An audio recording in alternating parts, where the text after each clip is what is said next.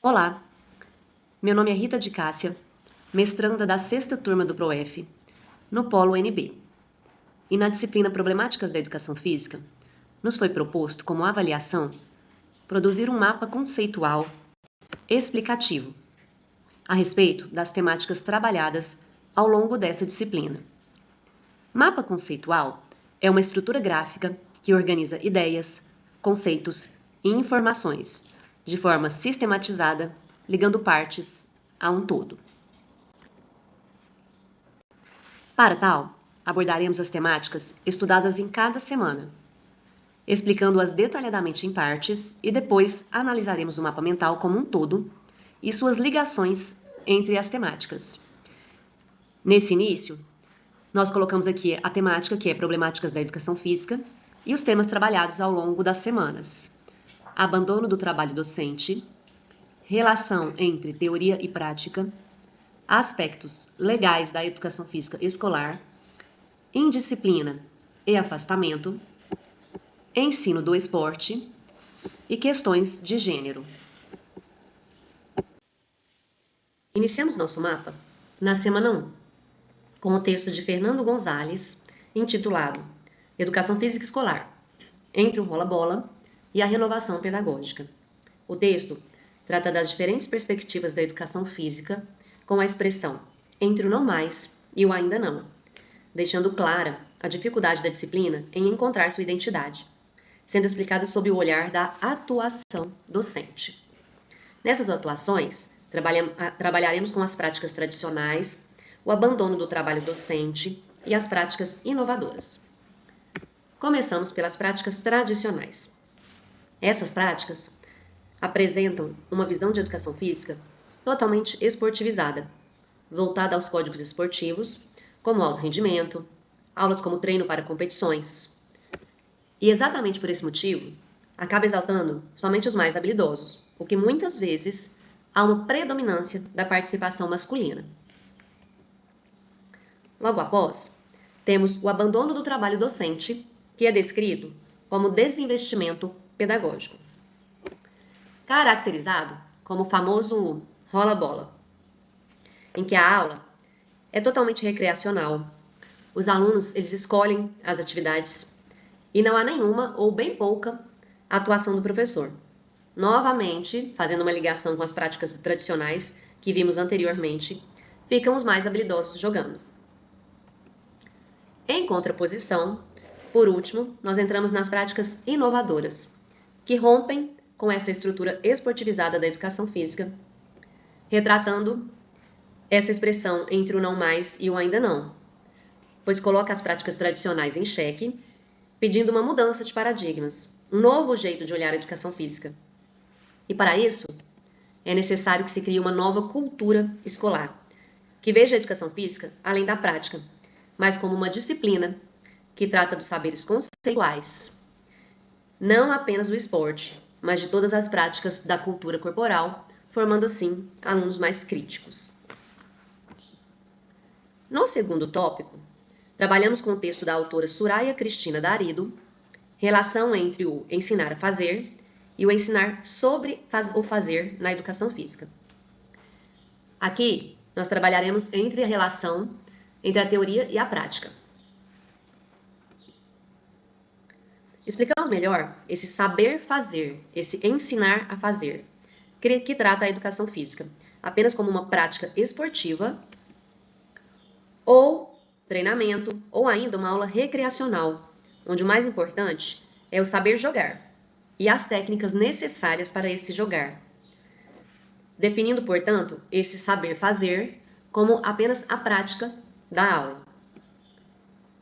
Normalmente, nesse saber fazer, se define o quarteto fantástico, que é quando o professor ele restringe a sua atuação apenas ao vôlei, futebol, handebol e basquete, sendo que a aula fica restrita a apenas esses 4 esportes.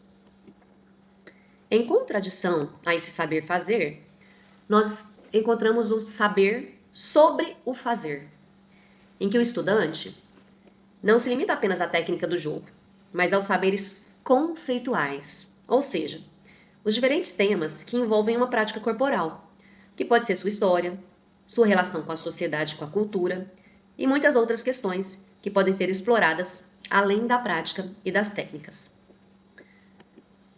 Quando trabalho esse saber sobre o fazer, o aluno se torna um sujeito mais crítico, que realmente aprende sobre a cultura corporal, vivenciando tanto a prática como a aprendizagem conceitual.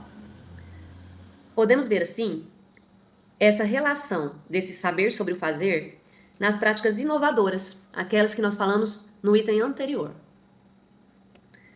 No terceiro tópico, vimos sobre os aspectos legais da educação física escolar, com o texto de Fernanda Moreto Impolseto, iniciando-se pela lei que sustenta o ensino, que é a LDB, e as modificações que ocorreram ao longo do tempo. Dessa forma, iniciaremos com a lei de 1961, em que a educação física é vista como uma prática obrigatória a todos os alunos até 18 anos. Já em 1971, houve a retirada desse limite de idade. Ela continuou sendo uma prática obrigatória, porém, permitiu a dispensa em alguns casos, como pessoas que trabalhassem mais de 6 horas por dia e que estudassem à noite, tivessem mais de 30 anos, ou prestasse serviço militar, ou ainda fosse fisicamente incapacitado, e mais tarde incluíram mulheres com prole. Nessas duas leis, observa-se como a visão da educação física era extremamente prática, não havendo um objetivo no saber conceitual. Assim, algumas pessoas poderiam se limitar a não praticá-la, como se ela não tivesse mais nada a ensinar, a não ser a prática. Já em 1996, ocorre um avanço, em que a educação física passa a ser componente curricular obrigatório, relacionado ao projeto pedagógico da escola em toda a educação básica. Porém, ainda ficaram lacunas, como ser facultativa ao ensino noturno.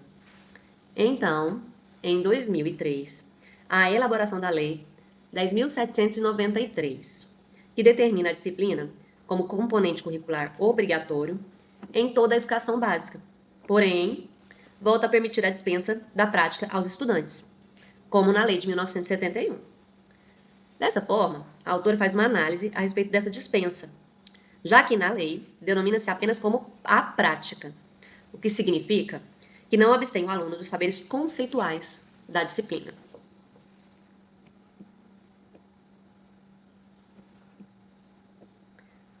Já na quarta semana, o tema foi indisciplina e afastamento dos estudantes, com o texto de Soraya Darido, Fernando Gonzalez e Gui Ginseng, onde explica sobre 2 problemas nas aulas de educação física escolar, que são o afastamento das aulas e a indisciplina.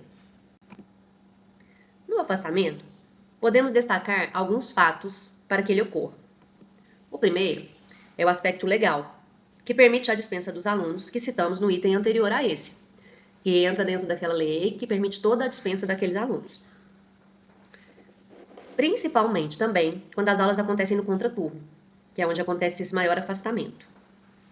Mas esse afastamento pode ocorrer também quando há a repetição dos conteúdos, ou ainda, os alunos acabam se afastando por desinteresse. Importante citar aqui novamente a presença do Quarteto Fantástico, que nós citamos no Saber Fazer, que acabam sendo as únicas práticas trabalhadas, o que determina uma falta de diversidade nas aulas, favorecendo aspectos como a exclusão e entrando no fato da participação dos mais habilidosos, o que acaba contribuindo para esse afastamento nas aulas. Já no aspecto indisciplina, nós observamos alguns contextos. O primeiro é o contexto familiar, que muitas vezes está associado com a disciplina e o comportamento do aluno na escola. Para isso, é preciso achar maneiras da escola trabalhar juntamente com a família. E, além disso, temos o descumprimento das regras pelos alunos, que são as regras impostas, que eles não sentiram que eles participaram dessa construção coletiva.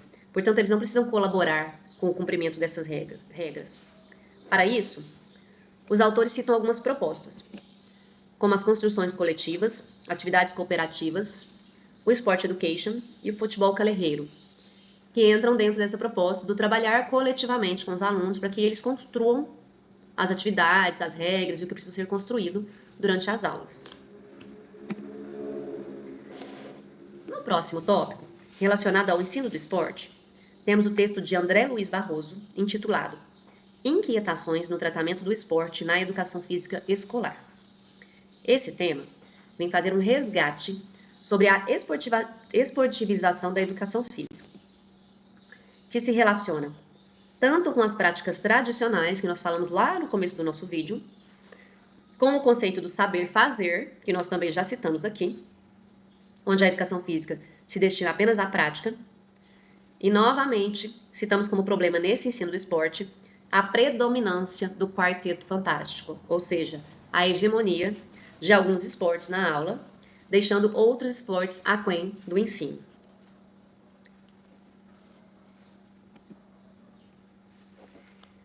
Dentro dessa hegemonia do esporte, nós podemos citar também o que nós já falamos das práticas tradicionais e também no saber fazer, que é a presença dos mais habilidosos, o que volta a fazer referência às causas de afastamento dos alunos, que foi o que nós citamos no item anterior. Já quando vamos falar de uma outra visão no ensino do esporte, que são as práticas inovadoras, que nós também comentamos sobre ela anteriormente, né? No saber sobre o fazer, nós discutimos o porquê estudar o esporte. E esse o porquê estudar é sair um pouco, né, do contexto técnico e prático, que fica restrito, para o significado do esporte, sua contextualização, questões sociais. É importante frisar que a gente tem que estar sempre atento e trabalhar os saberes conceituais sem esquecer da vivência prática, que é a essência da educação física, mas também trabalhar a variedade dos esportes, não se limitando apenas ao quarteto fantástico, para permitir, assim, não só o ensino das técnicas, mas uma maior vivência dos alunos nos esportes, permitindo, assim, uma maior participação dos alunos também. E para finalizar, abordaremos o tópico sobre as questões de gênero, com 2 textos, de Osmar de Souza Júnior, que são Educação Física Escolar e Questões de Gênero e Masculinidade na Educação Física Escolar. O autor fala um pouco sobre algumas definições no texto, e aqui eu gostaria de destacar as definições de gênero, que é a condição social por qual nos identificamos como masculino ou feminino. Uma construção social em que nós não definimos nem sobre a questão biológica nem sobre a sexualidade.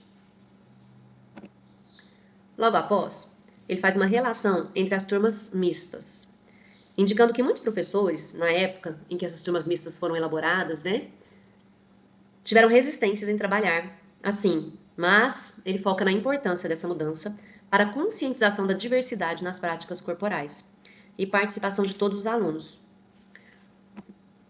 onde podemos dar ênfase em propostas que vão além das habilidades motoras, mas que permitam que tanto homens quanto mulheres tenham possibilidades de participação iguais nas aulas, principalmente nas aulas de esporte, já que esse é o objetivo da educação física escolar.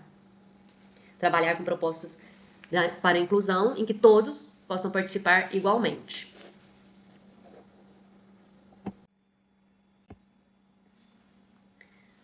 Aqui ao final, podemos ver nosso mapa completo, com todos os tópicos que apresentei anteriormente. As setinhas verdes são as setinhas que fazem correlação entre os tópicos, que fui descrevendo durante a explicação, né? Aí a gente pode ver aqui os aspectos legais, né, ligados ao afastamento, que a gente comentou durante nosso vídeo explicativo, né? O abandono do trabalho docente, que muitas vezes está ligado com a indisciplina e o afastamento das aulas também. A hegemonia de alguns esportes ligados às práticas tradicionais. As questões de gênero, né, que muitas vezes também estão ligadas à indisciplina e ao afastamento, e que também estão ligadas ao ensino de esporte quando a gente tem essa hegemonia e essa prática excessivamente, né, masculina. Mas também, quando a gente lança propostas para inclusão, a gente liga essas propostas para inclusão tanto nessas práticas inovadoras, como quando a gente trabalha a relação, né, entre o saber sobre o fazer, né, diferente do saber somente fazer, E quando a gente entra nessa prática inovadoras nas atuações docentes também, que é trabalhar a educação física, né, de uma forma mais ampla, mais conceitual, não ligada apenas à prática, mas quando a gente consegue trabalhar mais amplamente. É isso, espero ter alcançado a todos com a explicação e obrigada.